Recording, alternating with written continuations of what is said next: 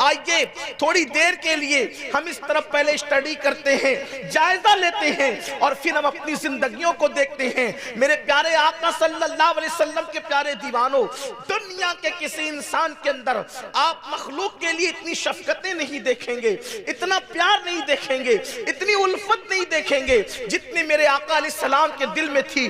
بڑا مشہور واقعہ ہے، اللہ کے حبیب صلی اللہ علیہ وآلہ وسلم ایک سفر میں تشریف لے جا رہے ہیں، اور سفر کیا ہے؟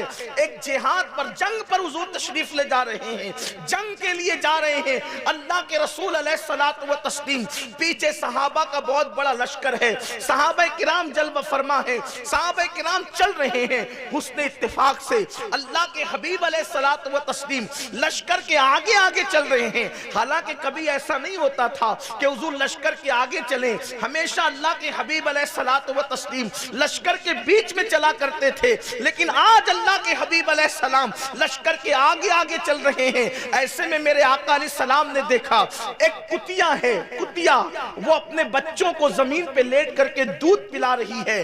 اللہ کے حبیب علیہ السلام نے دیکھا اور صحابہ کو بلا کر فرماتے ہیں اپنا راستہ تبدیل کر دو، اپنا راستہ بدل دو، اس لیے کہ اگر تم اس کتیا کے قریب سے گزرو گے تو یہ کتیا اٹھ کر کے بھاگ جائے گی اور اس کے بچوں کے منہ سے دودھ چھوٹ جائے گا، اس لیے راستہ تبدیل کر دو۔ اور چند صحابہ کو وہاں کھڑا کر دیا گیا جو یہ اعلان کرتے رہے کہ دور سے جاؤ، راستہ بدل کر کے جاؤ، اس لیے کہ کتیا اپنے بچوں کو دودھ پلا رہی ہے۔ آپ مجھے بتائیں اللہ کے حبیب صلی اللہ علیہ وسلم کو کتیا کے بچوں کے دودھ پینے کا اتنا خیال ہے، جس نبی کو کتیا کے بچوں کے دودھ پینے کا اتنا خیال ہو، اس نبی صلی اللہ علیہ وسلم کو انسانوں کا کتنا خیال ہوگا؟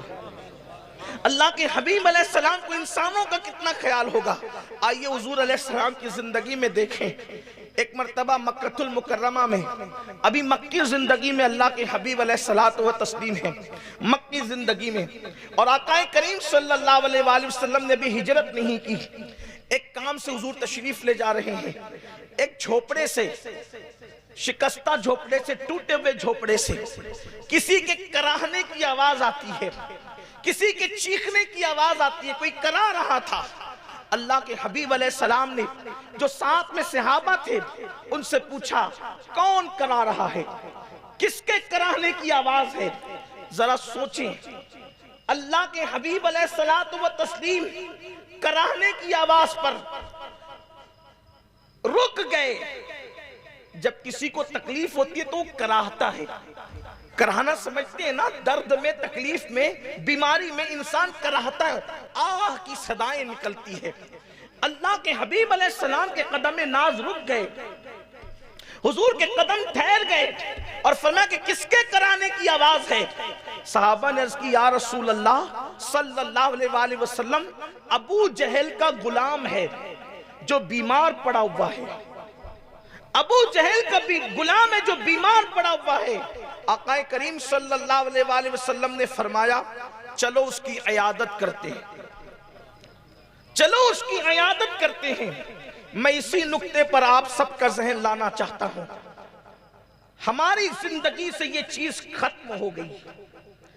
معاذ اللہ، لوگوں نے گویا کہ اپنا معبود آج دولت اور اقتدار کو بنا لیا، اپنی نفسانی خواہشات کو اپنا معبود بنا لیا۔ دولت کی اہمیت ہے، انسان کی اہمیت نہیں، اقتدار کی اہمیت ہے، انسان کی اہمیت نہیں۔ لوگوں انسان کی قدر کرو، انسان کی قدر کرنا سیکھو۔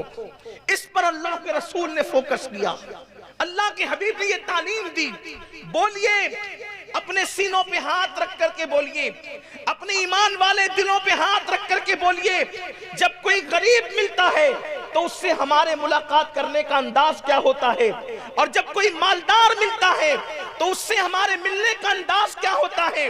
جب ہم کسی غریب کو اپنے گھر پہ مہمان بناتے ہیں تو کھانا پکانے میں ڈشوں کے انتخاب کا انداز کیا ہوتا ہے، اور اگر ہم کسی مالدار کو مہمان بناتے ہیں تو انتظام اور انصرام کا انداز کیا کیا ہوتا ہے؟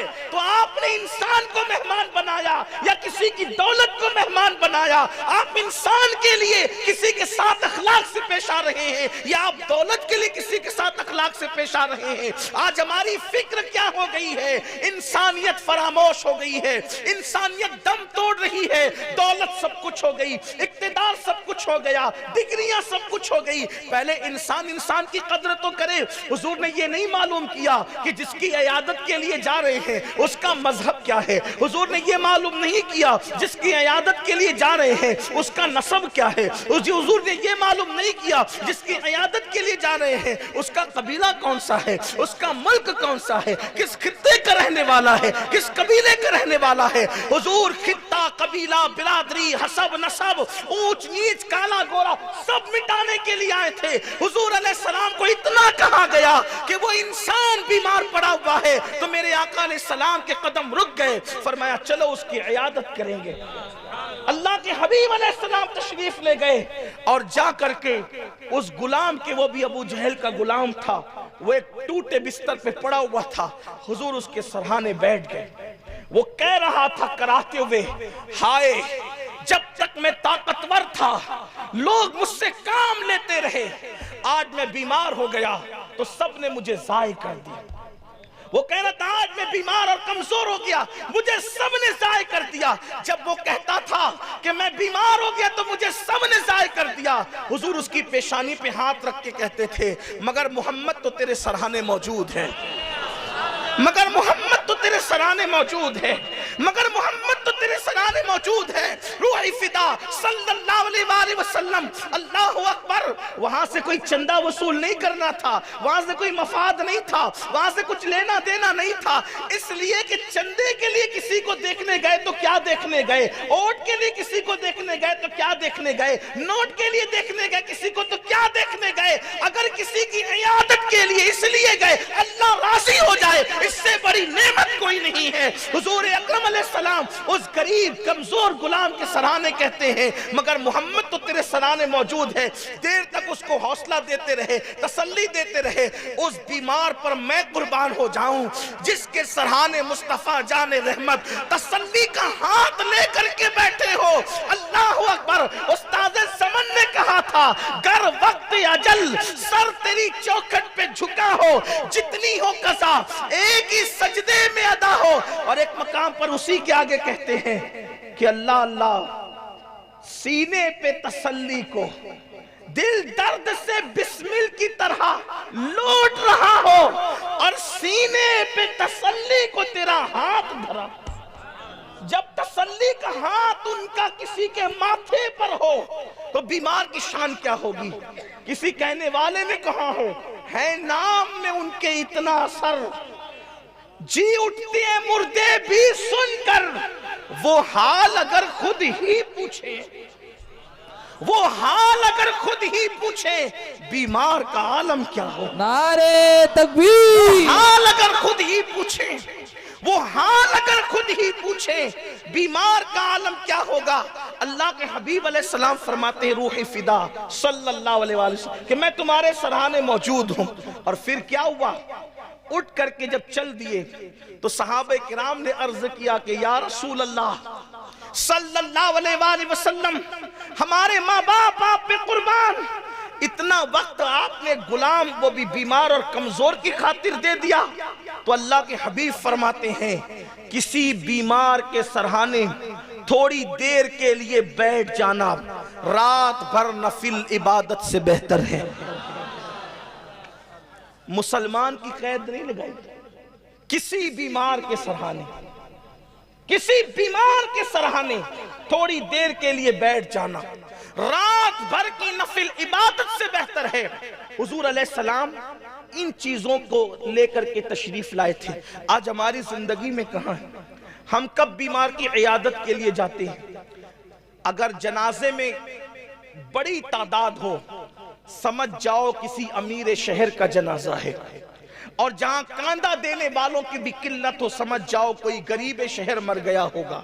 یہ صورتحال ہے، انسانیت دم توڑ رہی ہے۔